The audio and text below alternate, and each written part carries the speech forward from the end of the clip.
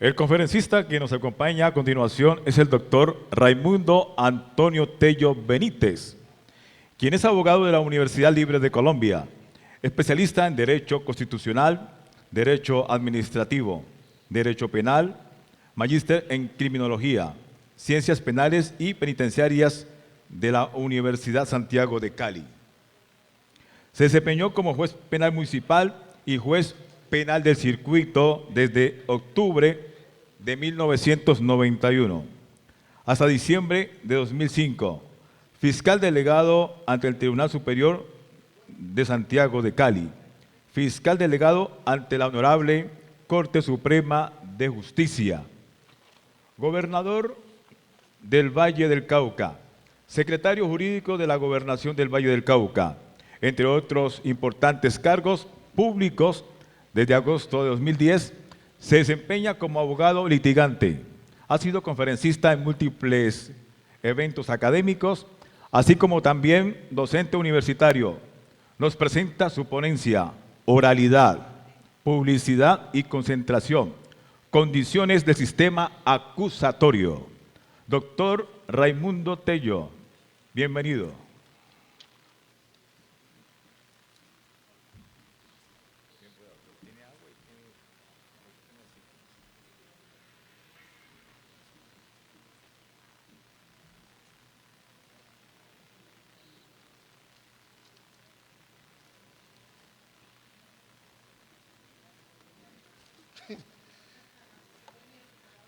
No.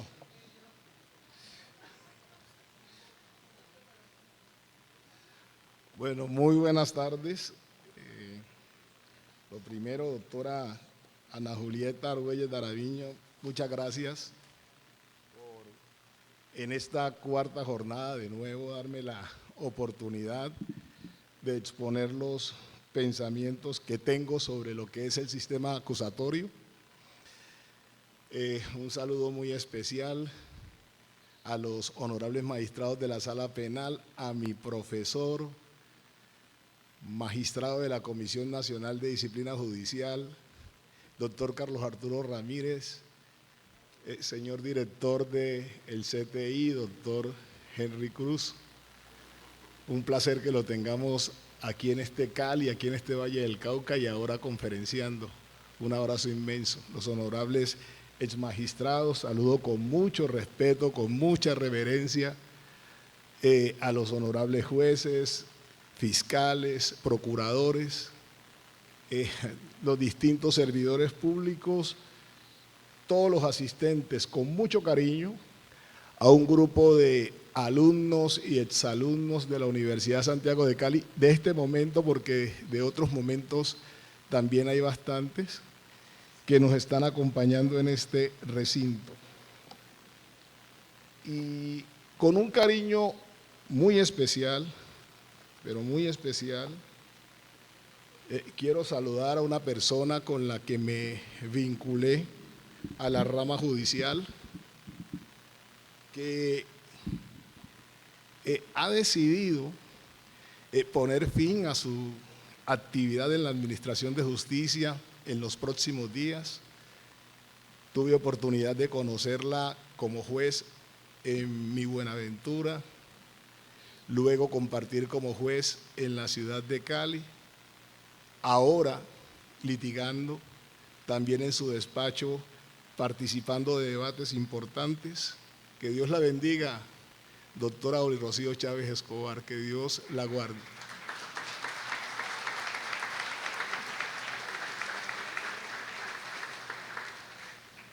Yo me declaro infinitamente bendecido, asustado y bendecido, primero porque me habían dicho que hablaba después del doctor Carlos Arturo Ramírez. Yo estuve examinando bien el escenario y dije, de pronto uno se puede accidentalmente o precipitadamente enfermar y se va, porque ante tanta autoridad, pero sumamente bendecido, y se lo he dicho siempre, doctora Socorro Mora, de compartir escenarios académicos con usted, siempre se lo he dicho, porque es que no hay oportunidad en que la escuche disertando sobre algún tema específico que la doctrina no brote con absoluta claridad, que nos enseñe a entender por qué es que acierta, bueno, yo digo acierta a pesar de que en algunas decisiones no me ha ido bien, pero por lo menos lo que sí puedo decirle, doctora, es que cuando leo sus decisiones, la escucho, me afano por seguir trabajando hacia el pensamiento que traigo de lo que es el sistema acusatorio. Y entiendo que a veces no consignen en sus decisiones demasiada jurisprudencia, demasiada doctrina, sobre todo doctrina, pero ello se ve reflejado en lo que deciden.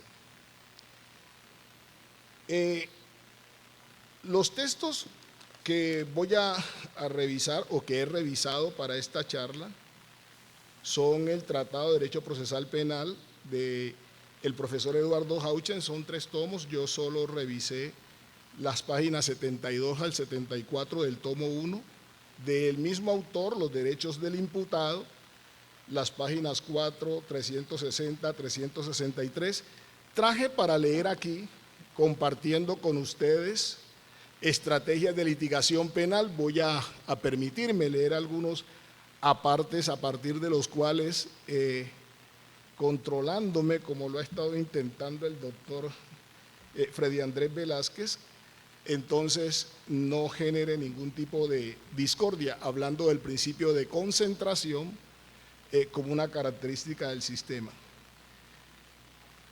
Después he revisado al profesor Jordi Nieva Fenol, las páginas 2 y 3 de su texto Derecho Procesal Penal o Fundamentos de Derecho Procesal Penal, para referirme mejor al título.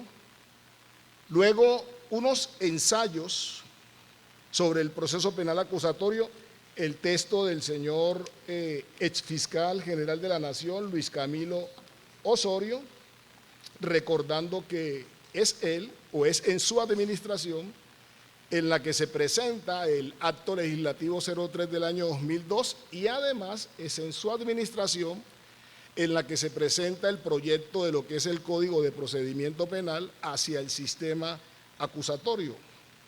Leeré unas páginas pertinentes, sobre todo, pues él trae de la 1 a la 19, yo voy a leer solo la 15 y la 19, quiero compartirlas con ustedes.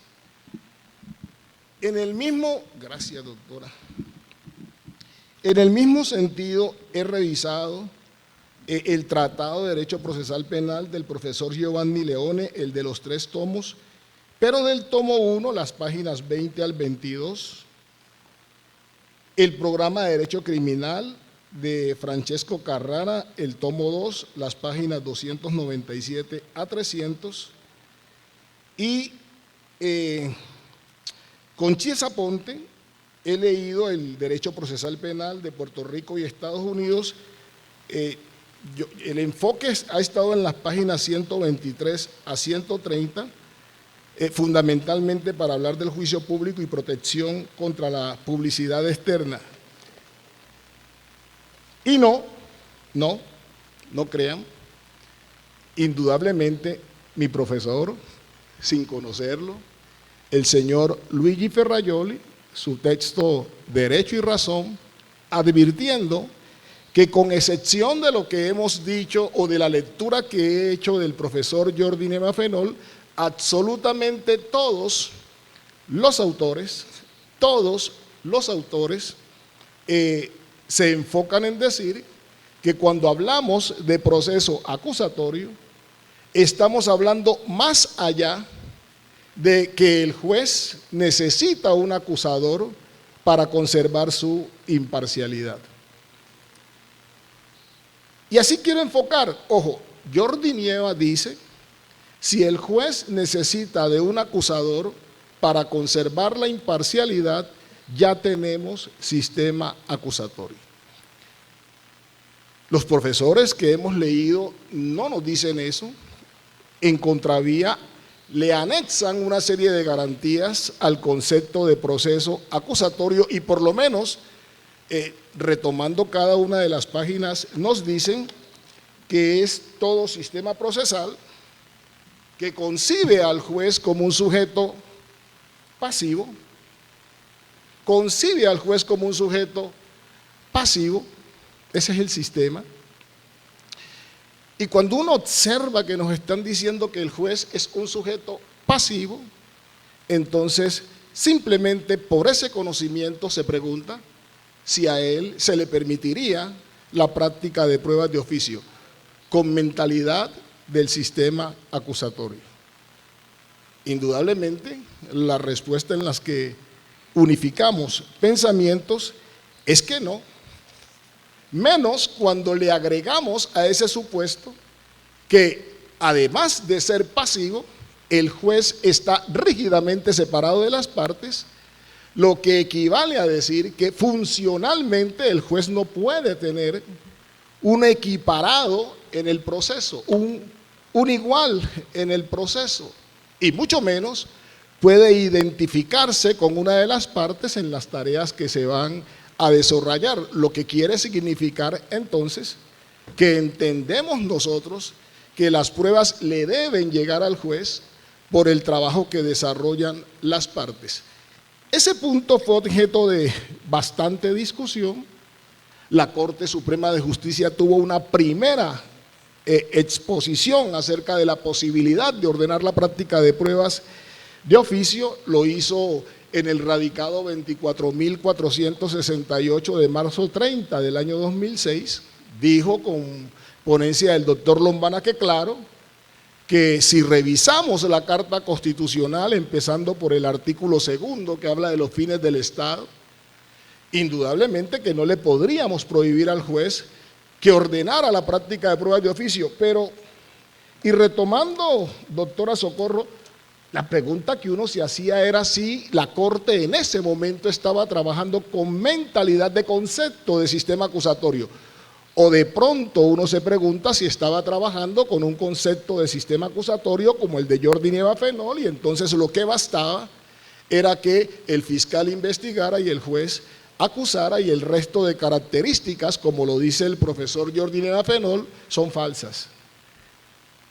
La Corte Constitucional dijo, eso no es posible, hay que revisar ese artículo 361 en la ley 906 con mentalidad de sistema, entender que el juez es un sujeto pasivo, que está rígidamente separado de las partes y en consecuencia no puede ser su tarea contaminarse de la tarea que le corresponde a las partes, declara exequible el artículo 361, entre otras cosas haciendo mención de la providencia de la Corte, con la sentencia C-396 de mayo 23 del año 2007, a partir tiempo del cual nosotros hemos desechado esa posibilidad.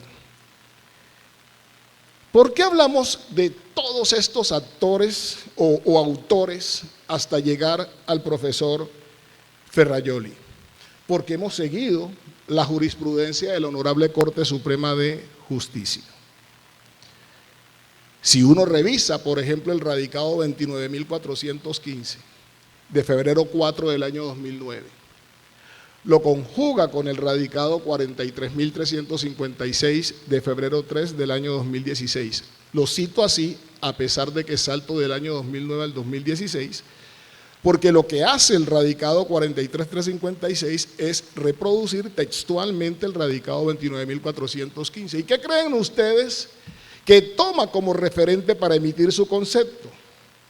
Pues lo que toma, doctores y doctoras, es el pensamiento de Ferrajoli, citando el texto, Derecho y Razón, citando la página 564, para hablar de la igualdad, la 567, para hablar de la principal característica del sistema, la rígida separación, la 567, y para explicarnos el por qué es el ideal que la Fiscalía esté por fuera de la rama judicial, con el propósito de generar esa rígida separación. Entonces enfoca un importante trabajo en las páginas 582 y 583. Y me devuelvo para decir entonces, que es que el juez no puede ordenar la práctica de pruebas de oficio. Esas eran tareas que él podía perfectamente desarrollar en el decreto 2700 de 1991, primer Código de Procedimiento Penal hacia el sistema acusatorio. Recordemos que en ese sistema el juez, dice el artículo 249, era imparcial en la búsqueda de la prueba y entonces él buscaba la determinación de la verdad real e averiguaba con igual celo todas las circunstancias para la demostración del comportamiento delictivo. No tenía ese tipo de restricciones. En la ley 600 de 2000, si nosotros revisamos los artículos 20, investigación integral, 26, titularidad de la acción penal, en la parte referente a que el juez en la fase del juicio es el titular de la acción penal, nos desplazamos hacia el artículo 234.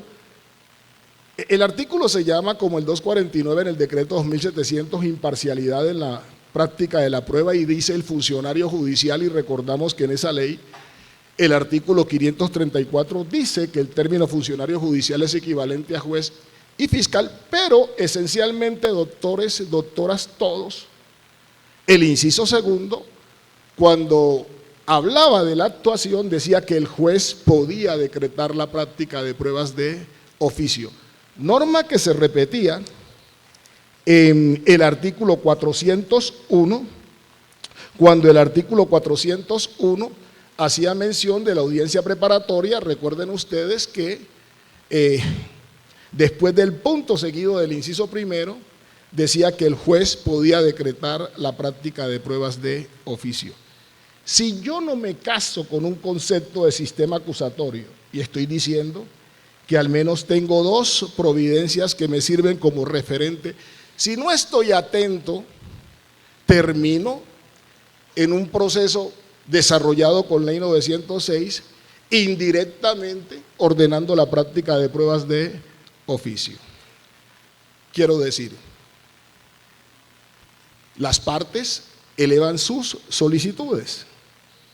Las partes elevan sus solicitudes.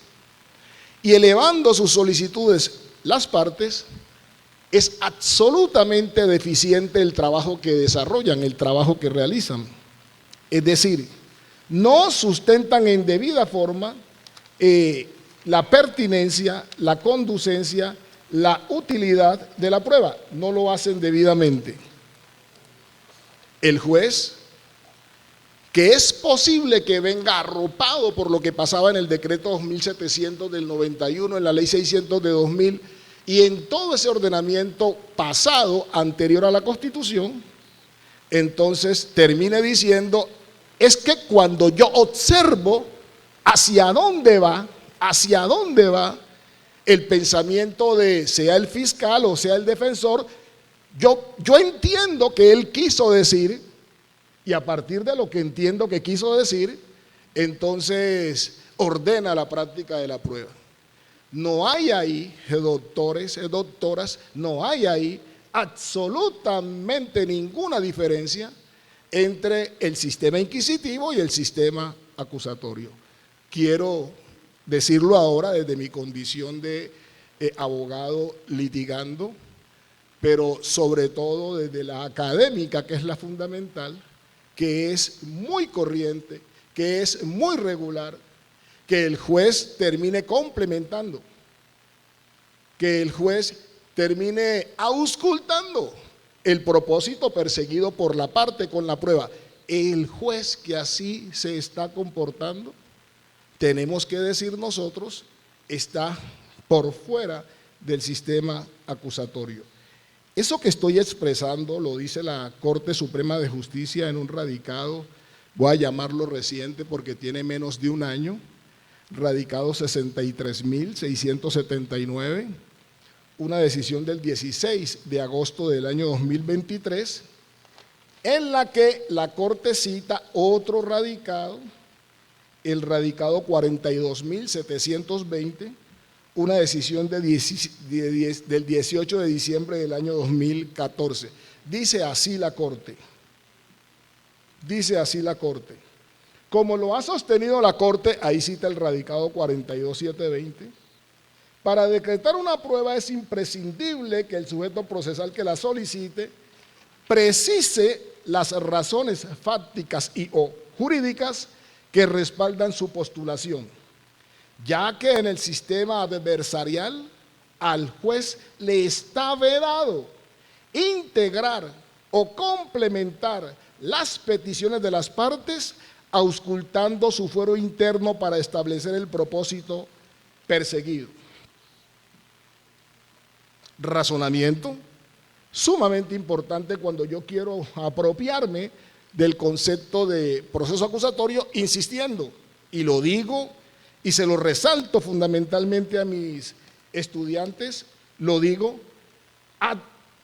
actuar en el que yo nunca observo mala fe en el juez, sino que lo que encuentro es en el juez ese rezago del pensamiento inquisitivo.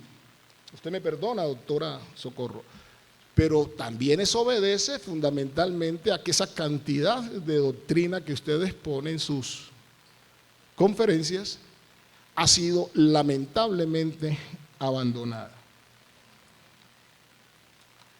Hay un radicado 34.022 de junio 8 del año 2011, sirve también para conocer la estructura del proceso acusatorio. Yo quiero, y aquí voy a hacer lo que no puedo hacer en las audiencias, a pesar del artículo 230 constitucional, inciso 1, la ley, inciso 2, la jurisprudencia, la doctrina, los principios generales del derecho, la costumbre, como criterios auxiliares. Yo quiero citar este radicado porque para explicar los hechos jurídicamente relevantes,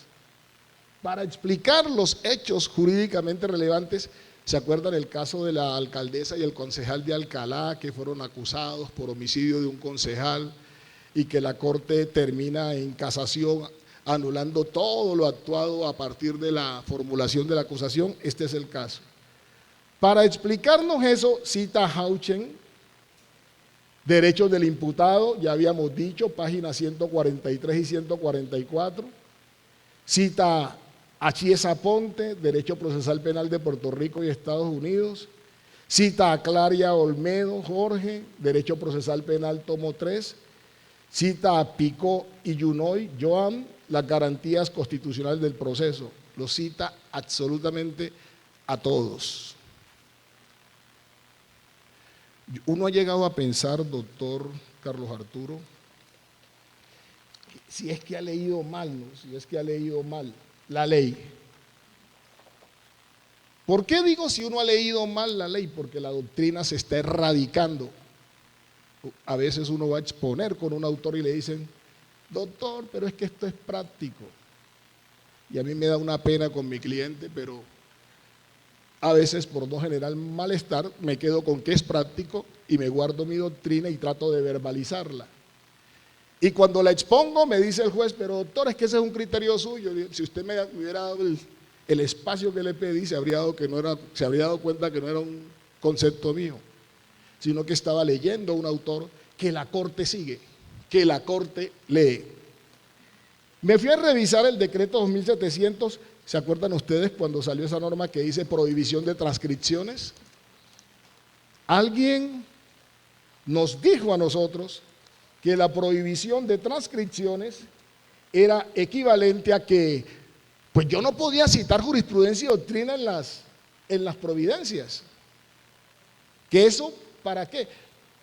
Otras veces alguien me dijo, doctor, es que esa jurisprudencia yo la puedo conseguir. Le dije, doctor, es que es más fácil que yo se la dé a conocer. No, eso lo consigo después. Ahora que hable del principio de concentración, voy a explicar por qué. El juez está acelerando que yo decida, que yo sustente, pero él me dice, yo puedo conseguir, no yo tengo. Cuando yo estaba honrado por la condición de juez de la República, el abogado defensor o el fiscal decían, es que la Corte dijo en el radicado 39, no, el 39886 no, porque yo no estaba allá. Dijo en la sentencia C1092 de 2003, yo le decía, ¿qué punto? El 4.1.1, ese declara exequible el artículo segundo del acto legislativo 03 de 2002 y explica la razón de ser del juez con funciones de control de garantías. Doctor, eso es sí, no la cite. Y cuando lo veía inquieto, yo metía la mano debajo de mi escritorio y la sacaba y la ponía encima. Yo le podía decir no la lea, porque yo ya me la leí. Ahora, si él me quería destacar un punto, yo le decía, listo, destáqueme ese punto, pero vivía al día. Alguien escribió un trino y dijo, justicia, templanza, prudencia, valentía y sabiduría, virtudes necesarias y propias de un buen juez. Todos oímos esta mañana a quien dijo esto. El que publicó el trino, voy a reservarme su nombre, está aquí, pero estaba muy emocionado escuchando cuando se hablaba de qué debe ser un juez. Entonces yo le decía, no lea, porque es que yo ya me la leí. Yo no le decía, no lea, porque yo la voy a buscar, porque lo que le estaba expresando en ese momento era que yo no estaba trabajando con mentalidad de sistema. Yo estaba trabajando muy por fuera del artículo 17, ley 906, principio de concentración. Yo estaba trabajando muy por fuera, aunque está en el capítulo de la oralidad, el 147, oralidad y celeridad manda a que las cuestiones que se debatan se resuelvan en cada audiencia. El 138, numeral primero, que le manda a los servidores judiciales, ahí incluye jueces e incluye fiscales, a que resuelvan las situaciones que se le presentan en la audiencia. Y un artículo que se lo estoy regalando con mucho cariño, fundamentalmente a los abogados que están litigando, hablo de los fiscales y de los litigantes, que es el 139, numeral quinto. Denme un segundito. El 139, numeral quinto, apréndanselo de memoria. Decidir los deberes específicos de los jueces, sin perjuicio de lo establecido en el artículo anterior, constituyen deberes especiales de los jueces en relación con el proceso penal los siguientes. Quinto, decidir la controversia suscitada durante las audiencias, para lo cual no podrá abstenerse so pretexto de ignorancia, silencio, contradicción, deficiencia, oscuridad o ambigüedad de las normas aplicables. Porque es que repito el trino. Doctor Carlos Arturo, usted no estaba, pero esto se dijo aquí esta mañana y por ahí cerca está la persona que lo dijo, ¿cierto? La doctora Ana Julieta no ha intervenido todavía, pero por ahí cerca está. Justicia, templanza, prudencia, valentía y sabiduría, virtudes necesarias y propias de un buen juez. Y lo dejo ahí en pausa para volver al creer mío cuando no se me permite usar jurisprudencia y doctrina en una audiencia. Es que el artículo de la prohibición de las transcripciones nunca ha dicho que no se puede plasmar en una providencia la jurisprudencia y la doctrina. No puede decirlo.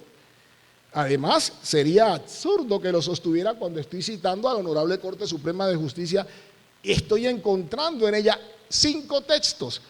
Hablo de los que yo puedo compartir, porque hay otros textos citados por la Corte en los que ella, la Corte Suprema de Justicia, abunda en doctrina, como en el radicado 29.415, que cita a Ferraioli, como el radicado 39.886, que lo dejo en pausa, donde cita al profesor Julio Bernardo Mayer.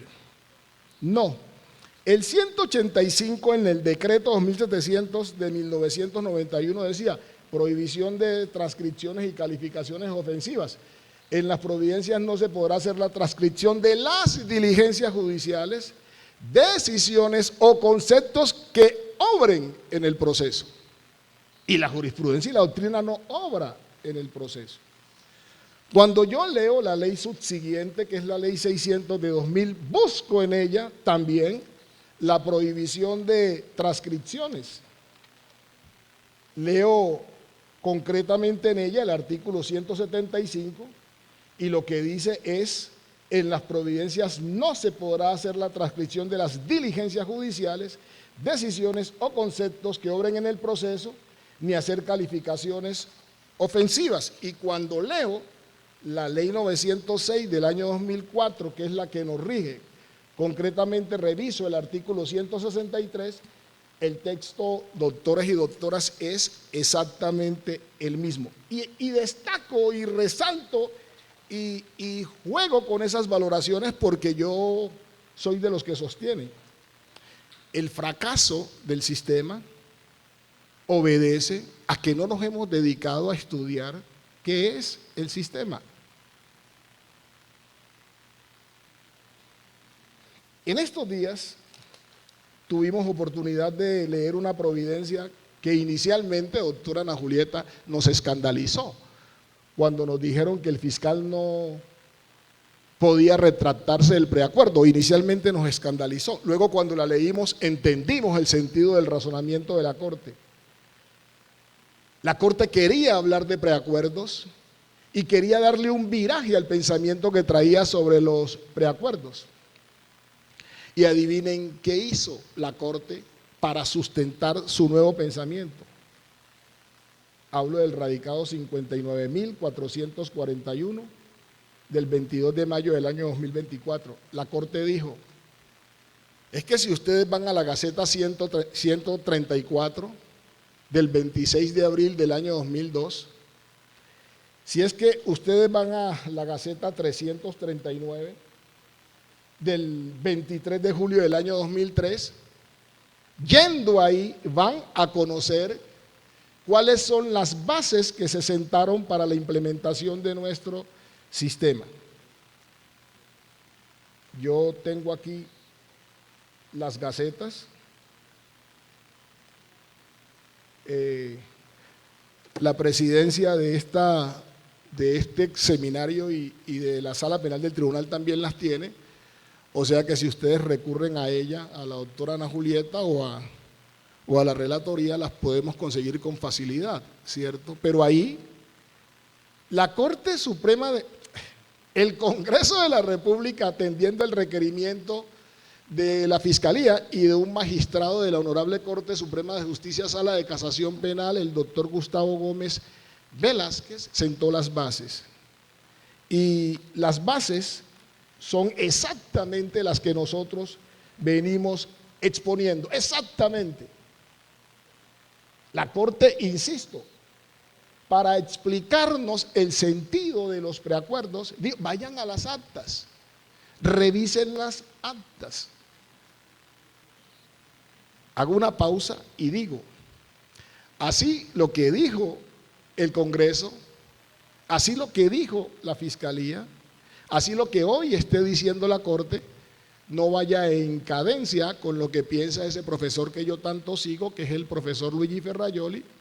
Si ustedes leen de la página 746 a la 749 de su texto Derecho y Razón, él es enemigo de los preacuerdos, él no los considera de la esencia del sistema, pero por un problema fundamentalmente, porque él asocia los preacuerdos a lo que se predica regularmente en la justicia americana.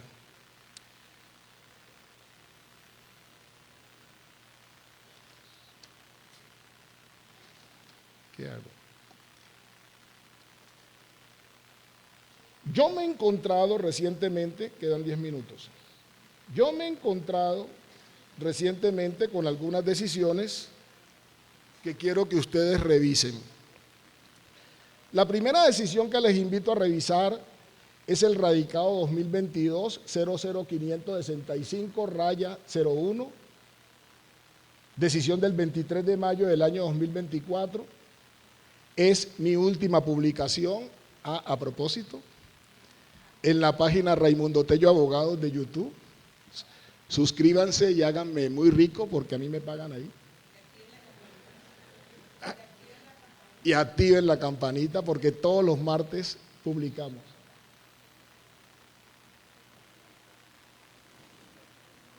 El radicado es la última columna, Millán. Repito, 2022-00565-1.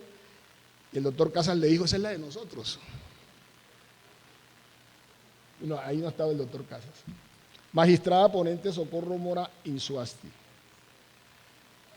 Cogió el sistema y dijo, la Fiscalía practicó en fase investigativa un reconocimiento en fila de personas, pero en el juicio ese reconocimiento, voy a decirlo así, doctora, no fue debidamente explicado a través de los testimonios que se rindieron.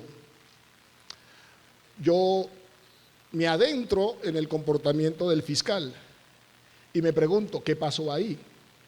Y es que el fiscal dijo, es que ya el reconocimiento se había hecho. Y si ya el reconocimiento se había hecho, ¿yo por qué me voy a desgastar en el juicio? Simplemente digo mínimas cosas para acreditar que hice un reconocimiento y el resto ¿qué? El reconocimiento. Esa es mentalidad inquisitiva. Eso es partir de la premisa de la permanencia de la prueba. Eso no es sistema acusatorio. Eso no es inmediación. Que la inmediación no está como una garantía del debido proceso y así en parte lo dicen los tratados. No. Si yo reviso el artículo 250, numeral cuarto de la Constitución, cuando la Fiscalía radica su escrito de acusación, lo hace, dice así, presentar escrito de acusación ante el juez de conocimiento con el fin de dar inicio a un juicio público, oral, con inmediación de las pruebas, contradictorio, concentrado y con todas las garantías. Complementemos la Constitución e insertémosle al 29 el 250 y hagamos sistema.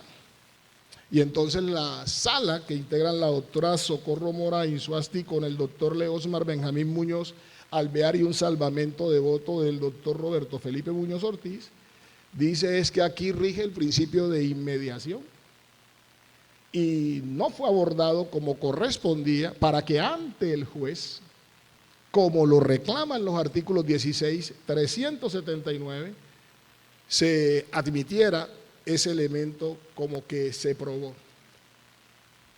Revoca una condena y absuelve. Le gané a la relatora. Cuando le compartí la columna, la redactora me dijo, ¿qué hizo? Le dije, publicar un documento que inmediatamente tenía que ser dado a conocer a la comunidad. Homicidio, doble homicidio tentado y porte ilegal de armas.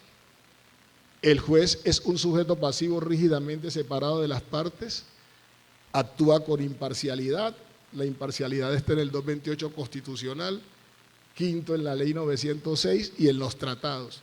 Y pues con dolor, pero aquí la prueba no alcanzó, al menos en la forma en que se recaudó para la condena. También es muy reciente una providencia radicada 2021-08-342, también es del 23 de mayo del año 2024, esta sí es que es la usual, capturan a la persona en situación de flagrancia con arma y entonces no discuten la flagrancia ante el juez. ¿Por qué voy a discutir la flagrancia ante el juez? Si a él lo capturamos en flagrancia, acto investigativo, como decimos de la flagrancia es evidencia procesal, no es prueba. Así que la tarea suya era probar ante el juez lo que se había agotado al día de la captura de la persona. En este caso, probar que la persona efectivamente portaba un arma y cuáles eran las características de la misma. Ese radicado 2021-08342 del 23 de mayo tiene como ponente a la doctora Ana Julieta Argüella y Maraviña, en sala con los honorables magistrados Raúl Antonio Castaño Vallejo y César Augusto Castillo Taborda. La misma doctora Ana Julieta, y en un tema parecido, pero esta vez también de porte ilegal de armas, revoca y absuelve. La sentencia anterior revoca y absuelve. En el radicado 2019, 11.718, decisión del 4 de agosto del año 2023, sin citar toda esta doctrina que estamos exponiendo nosotros aquí, pero recordando que la permanencia de la prueba ha sido erradicada para darle sentido a la inmediación de la prueba, y entonces probamos eso ante el juez. Dijo, no probaron. Y al no haber probado, yo no puedo condenar de esa forma. Quebrantaría, insisto, el 16, el 379, quebrantaría el 380, el 381, todas esas normas de la ley 906. Y en sustento citó una sentencia de la Corte Suprema de Justicia, el radicado 45.272, decisión de junio 26 del año 2019, y por último el doctor Gerson Chaverra Castro en el radicado 61.237, decisión del 27 de julio de 2022, se enfoca en el sistema, y enfocándose en el sistema pues aborda las mismas discusiones. Yo decía, pues se acabó el tiempo, pero yo decía, por es que siempre le he pedido que me deje de último, que uno se puede quedar hablando solo, pero no perturba a los demás, ¿cierto? Así la doctora me levantara la paleta, yo sigo, porque ya vamos a... Bueno. Cristian, además Cristian, yo cumplí 60 y usted con 25 años cede un poquito. El principio de concentración. Lo estoy leyendo en Estrategias de Litigación Penal del profesor Eduardo Hauchen, y yo quiero leer 2 párrafos por razón del tiempo para hablar del sistema, la oralidad y sus características. Dice así: como en principio la oralidad no deja constancia de lo percibido durante el debate, debido a que precisamente la esencia del sistema importa que el conocimiento de las pruebas sea directo, su ponderación será entonces el resultado de la vivencia completa de lo percibido, como lo exige el principio de inmediación. La convicción de los jueces ya no tiene como origen lo materializado en actas o escritas, sino lo directamente visto y escuchado a los testigos, peritos y partes. Salto. Por todas las razones expuestas, obviamente la continuidad comprende también a la sentencia. De modo que finalizado el debate, sin interrupción o suspensión alguna, los jueces que presenciaron el mismo deben pasar inmediatamente a deliberar y votar en sesión secreta las cuestiones sometidas a decisión, pasando acto continuo a dar a conocer en audiencia pública la resolución. Yo le decía al doctor Freddy que yo iba a decir esto, y él me no lo digas, pero lo voy a decir. Porque yo llego a la audiencia, estoy exponiendo mi argumentación, y el juez me dice, doctor Tello, eran 20 minutos. Yo le dije, no explico por qué son 20. ¿Por qué son 20, doctor? Y claro, él manda, entonces yo digo, hay que ajustar. Y después termina la audiencia y yo digo, nos vamos de sentido del fallo. Nos vamos de sentido del fallo. De una vez escuchadas las intervenciones de las partes, este despacho, dada la complejidad del caso, resuelve suspender la audiencia para anunciar el sentido del fallo. Y como es tan complejo y hay que revisarlo, ni siquiera le voy a dar fecha. ¿Y para qué me dio 20 minutos? O sea, ¿para qué me da 20 minutos si usted va a suspender la audiencia? Y en uno de esos casos, al año y 2 meses, claro, condenaron a mi cliente. Al año y 2 meses dieron el sentido del fallo. Y esto es lo interesante. Es que el señor defensor omitió, y mi cliente estaba ahí, Dios mío, omitió abordar este aspecto y este otro, y este otro, y este otro. Y hasta que yo levanté la mano y le dije, ¿qué iba a hacer en 20 minutos, doctor? es que para la domiciliaria usted tenía que haber probado, iba para allá y usted me dijo, es suficiente lo que he expuesto. Yo entendí que con ese razonamiento era bastante, pero no, me suspende y me corta y suspende la audiencia para un año después. Principio de concentración, dice Hauchen. La concentración propende aquí por aproximar el pronunciamiento definitivo lo más posible a la actividad desarrollada durante el debate, evitando cualquier interferencia en la memoria y razonamientos del juzgador. Y esto es lo que me ha parecido muy hermoso. Y al mismo tiempo, alejarlo de la influencia de terceros. Uno a veces se pregunta, ¿el juez escuchó los registros? O transliteraron, otro. Y segundo, cuando los escuchó, estuvo en capacidad de recordar todos esos supuestos que manda el artículo 404, deben evaluarse en el testimonio para lanzar el juicio. Doctor Juan Alejandro, yo lo pensaba cuando hablaba de la rememoración y de la construcción de la memoria. Y decía, yo estoy absolutamente convencido que no. Les invito a que lean las gacetas, tengo que respetar ya me he superado el tiempo, pero les invito a que lean las gacetas y les prometo que con las 2 gacetas, en Raimundo Tello Abogado por YouTube, tenemos columna la próxima semana. Muchas gracias.